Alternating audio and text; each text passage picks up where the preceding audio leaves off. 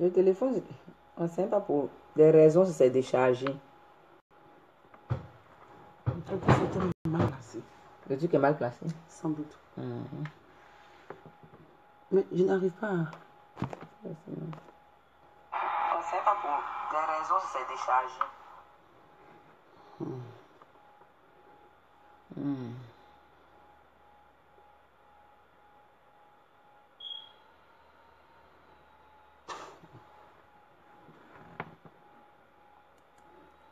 On a essayé on était prêt à clôturer, donc on attend l'homme de Dieu. Il va venir finir le message qu'il est en train de donner, puis bon.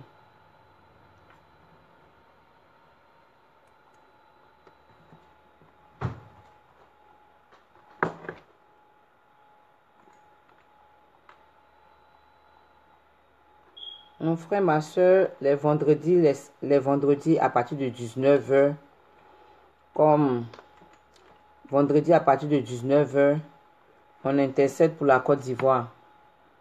On intercède. Shalom à toi, mon frère Marcel Vaca.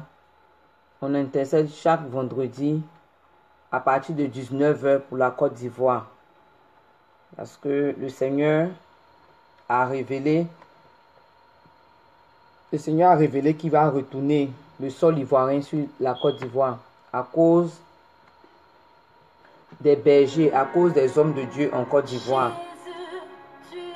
Parce que à travers leur prédication, à travers les messages, ça a détourné le peuple ivoirien de Dieu. Et tout ce qui est arrivé en Côte d'Ivoire, la guerre, la première guerre qu'on connaît, c'est parce que le peuple s'est détourné depuis le président jusqu'au dernier membre de la Côte d'Ivoire, si je peux dire ça comme ça. S'est détourné du Seigneur. Et il a révélé encore, et maintenant même c'est pire. Donc il dit qu'il va retourner le sol ivoirien sur la Côte d'Ivoire. Et le problème en Côte d'Ivoire, ce n'est pas un problème politique. Ce n'est pas un problème physique. Mais c'est un problème spirituel. Les enfants de la Côte d'Ivoire, la nation ivoirienne. Les Ivoiriens, on n'est pas ensemble. Non, ça nous fatigue. Les Ivoiriens, on doit revenir à Jésus. On doit revenir au Dieu d'Israël. On doit revenir au Dieu d'Abraham. On doit revenir au Dieu d'Isaac.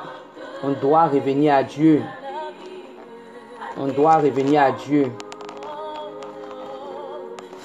On doit laisser notre orgueil. On doit laisser que non, moi je suis Bété, je suis Dida, je suis Baoulé, je suis Djoula, je suis Akan. Et aujourd'hui même là, avec la révélation, le Seigneur n'est pas même en... Les non-musulmans, les non-chrétiens même ne s'occupent pas d'eux. Franchement, parce que c'est pas un problème physique. C'est pas un problème physique. C'est un problème spirituel. Parce qu'aujourd'hui, même si on veut prendre ça dans le physique... Je veux dire au pasteur qu'on essaie de reprendre les pardon. Pasteur, on essaie de te... On va insister comme la toute dernière fois là. Parce qu'on essaie de choses... Tu as appelé là, on essaie de t'ajouter. Mais ça ne répond pas. Il y a... Mais pensez pas que le téléphone chauffe, c'est ce que ça fait. Et bon, parce que le téléphone a chauffé.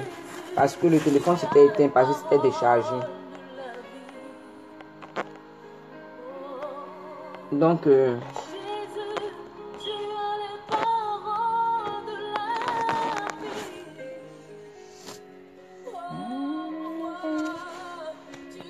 aussi à cause du computer. Et parce que le computer est chaud aussi, donc ça le fatigue peut-être. Donc, comme je disais, Aujourd'hui, les Ivoiriens, nous-mêmes là, entre nous, nous ne sommes pas solidaires. Nous ne sommes pas solidaires parce que les trucs, on va pas. Non, je suis Djoula, je suis Baoulé, je suis Bété, je suis Atier, je suis ceci, je suis cela. Que nous, les Atiers, sommes nous qui sommes mieux que les autres. Les Bété disent qu'ils sont mieux que les autres. Les Akans disent qu'ils sont mieux que les autres ethnies. Le premier président de la Côte d'Ivoire était un Bété, était un Baoulé. Le deuxième président, c'était ceci, cela. Bon. Le problème de la Côte d'Ivoire, ce n'est pas un problème politique. C'est un problème spirituel. Et le chrétien, ce que nous, on n'a pas compris, surtout ça, pour ça, le Seigneur est très fâché contre les hommes de Dieu en Côte d'Ivoire. Il est très, très fâché contre les hommes de Dieu en Côte d'Ivoire parce que nous, en tant que chrétiens, on ne devait pas, parce que comme il dit, les chrétiens en Côte d'Ivoire ont déserté les postes. Depuis le pasteur jusqu'aux membres de l'église, les sentinelles ont déserté leurs postes. Ils sont allés faire la politique.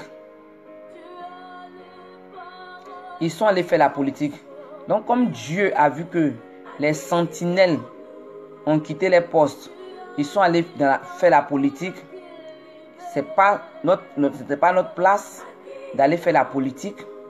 Mais notre place, c'était de voir le danger qui venait, prier pour la nation ivoirienne, prier même pour le président qui était là, prier pour les bergers. Parce que moi, comme je dis, le Seigneur m'a montré ça plusieurs fois même avant que la guerre n'éclate en Côte d'Ivoire.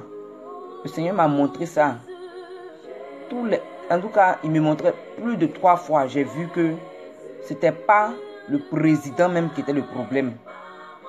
Ce n'était pas Gbagbo qui était le problème. Mais les gens autour de lui qui étaient les problèmes.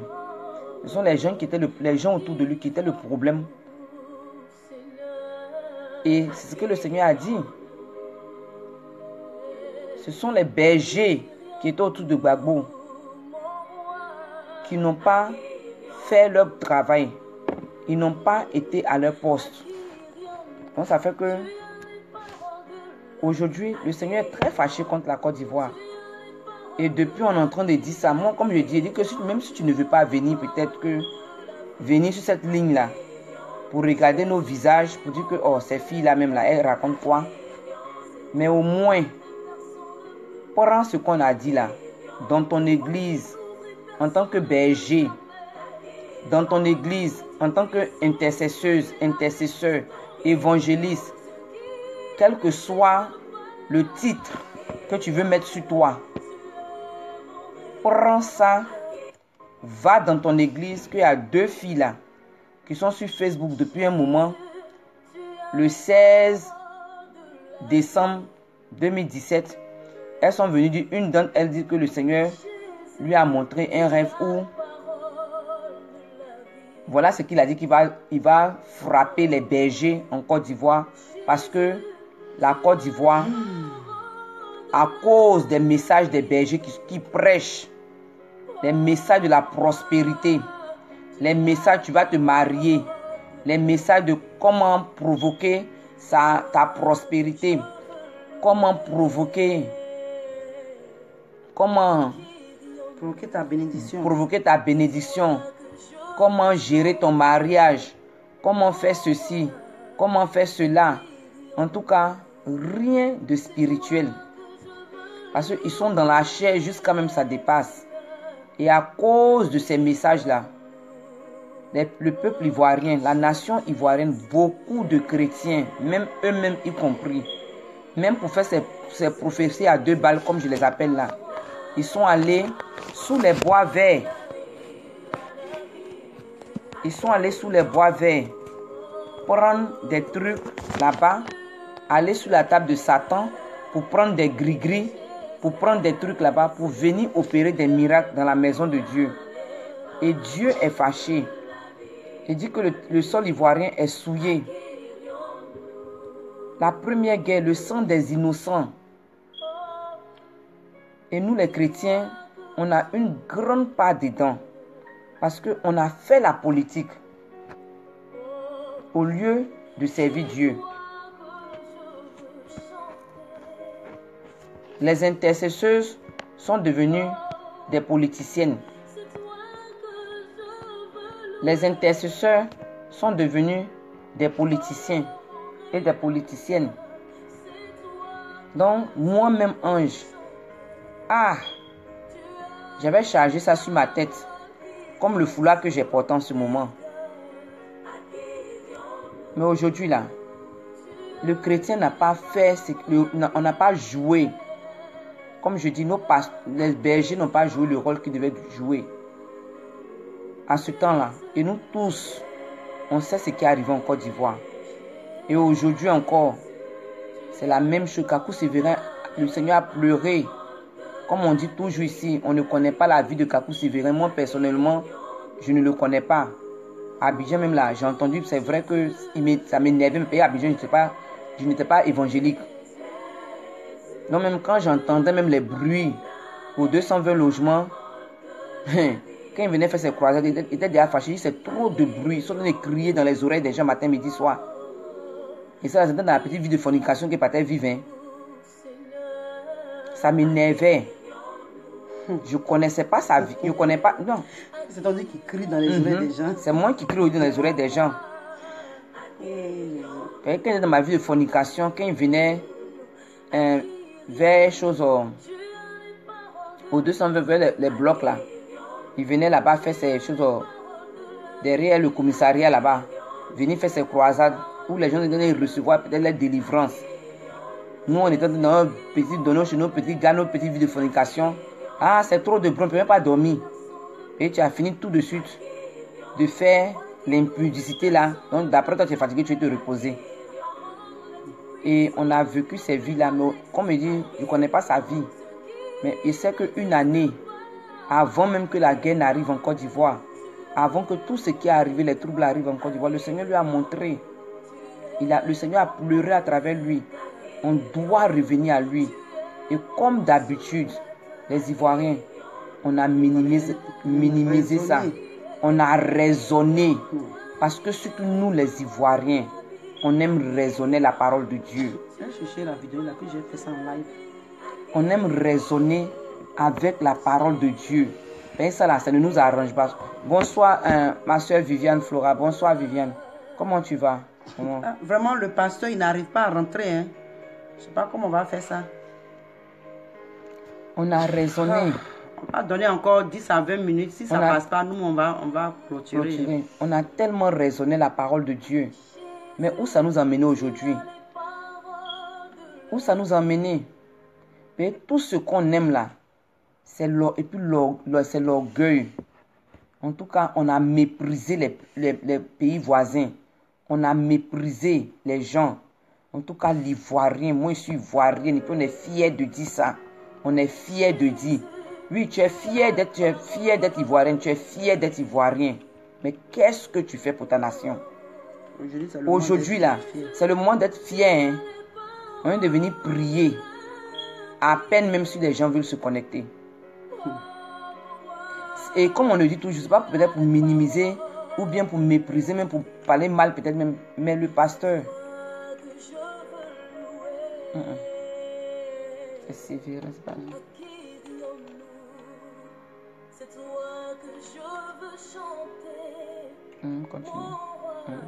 Continue. Tu vois, aujourd'hui là, c'est vrai, vous avez dit que sa femme est ivoirienne, donc il doit le faire. Ah bon?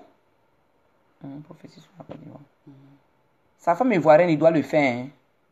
Mais quand ça a commencé à péter là, lui va prendre sa petite famille et puis ils vont aller au Ghana. Moi, comme il dit que surtout nous, moi personnellement, en tout cas, quand il le dit, il dit, moi ma famille est là-bas.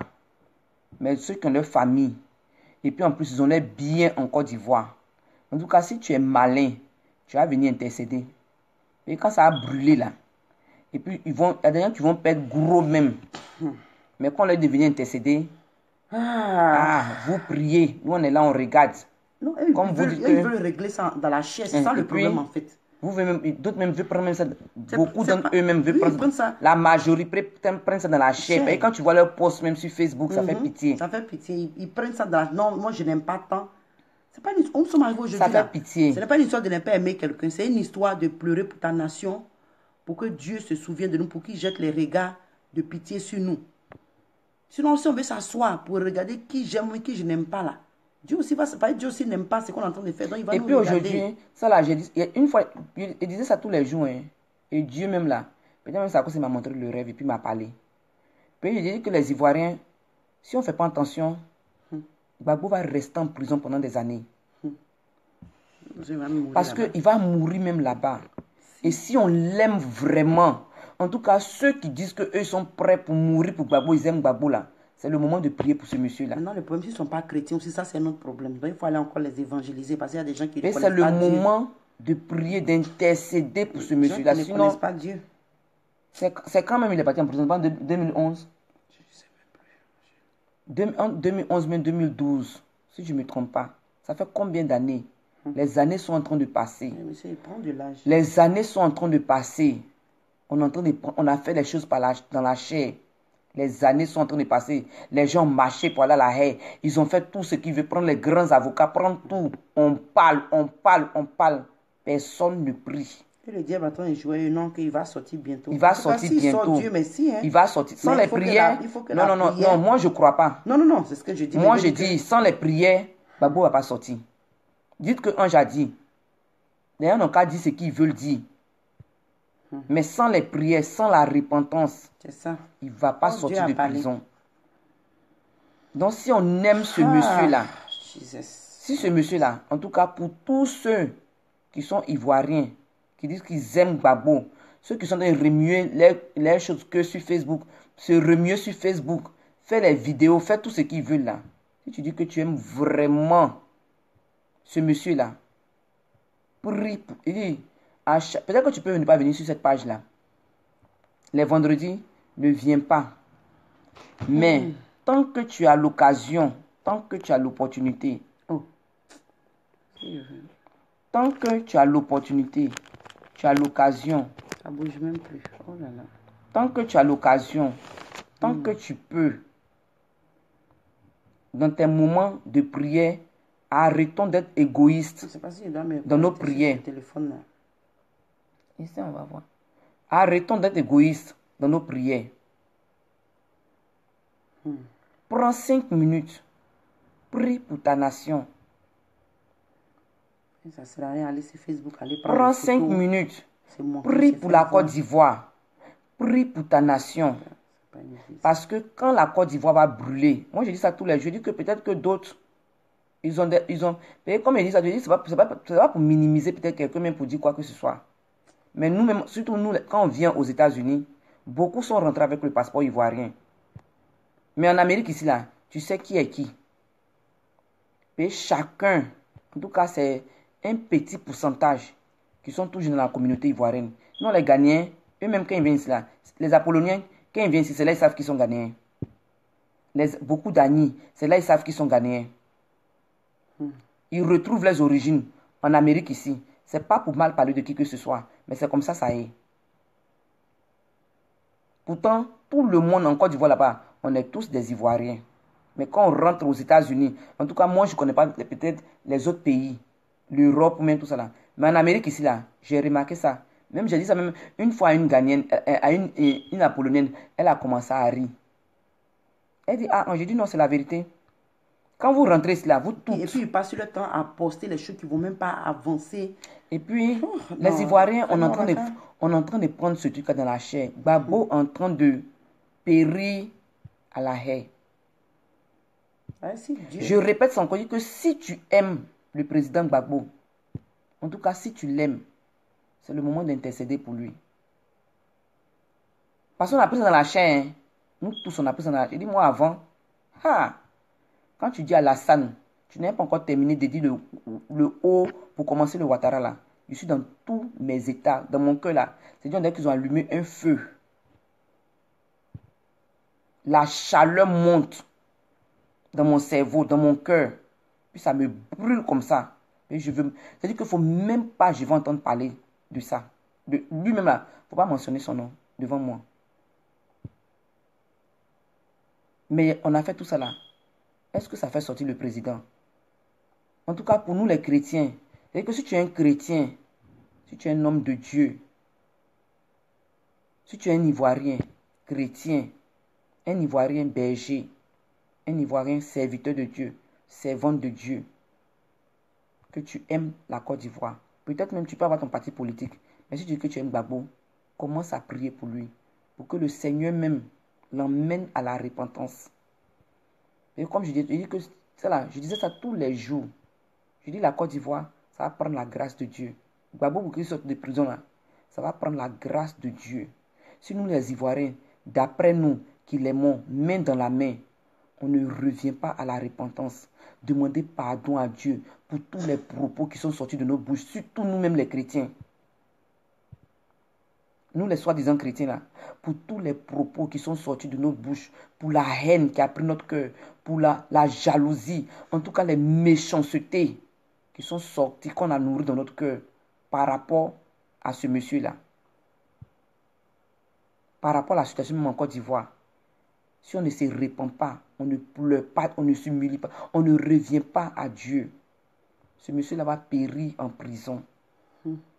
Et comme il dit, personne n'a écrit, ça fait depuis combien d'années il est parti en prison. Hein? J'ai demandé ça, il est passé en 2011, 2012. Aujourd'hui, on est en 2018. Et les gens vont à la haie. Les gens font les vidéos sur Facebook, en train de parler, ils font les posts. Les gens font les convois, ils font tout. Le problème est depuis longtemps. Moi, j'ai dit ça. Que le problème de la Côte d'Ivoire, tant qu'on ne va pas pardonner, même au pays, tous ceux que nous on pense qu'ils se sont retournés contre nous là, tant qu'on ne pardonne pas, Dieu ne va pas faire son travail qu'il doit faire pour nous. Il ne va pas combattre pour nous. Et il dit dans sa parole que notre justice, hein, nous là, la justice des humains, ça ne fait pas, notre colère, pardon, notre colère là, ça ne fait pas la justice de Dieu. On a été en colère pendant combien d'années? Mon frère, ma soeur, tu as eu cette haine-là, tu as nourri cette haine-là pour ce parti-là, pour ce pouvoir-là. Tu as nourri cette haine-là pendant combien d'années? Qu'est-ce que ta haine? Qu'est-ce que ton mépris? Qu'est-ce que ta détermination? En tout cas, l'énergie que tu mets, quand on parle même de ça là, tu trembles comme ça là. Qu'est-ce que ça a changé dans la situation de la Côte d'Ivoire? Bon, je vais commencer ici. Ce qu'on veut faire, vous le dites. Venez. Non, on va mettre ça sur l'autre. Ils vont voir. Je ne sais pas si ça va prendre, mais bon, je vais essayer de mettre ici. Venez, on va prier pour la Côte d'Ivoire. Personne ne vient. Hein? Okay. Mais si on avait dit que... Ah, la caméra. La caméra.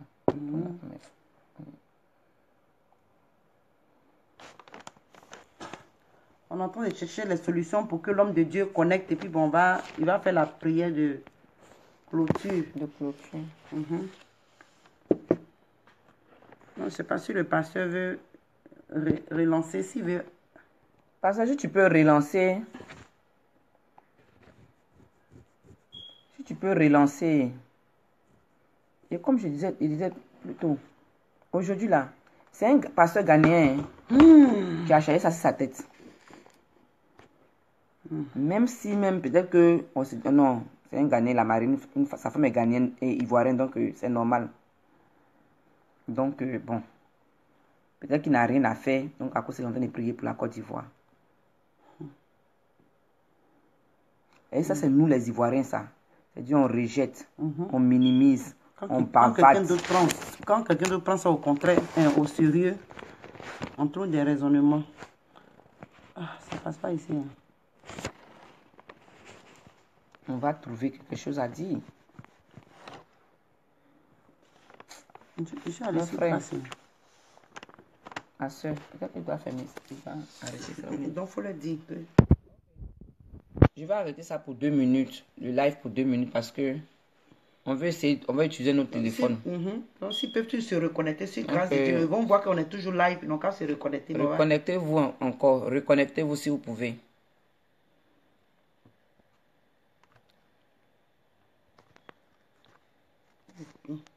Carrément,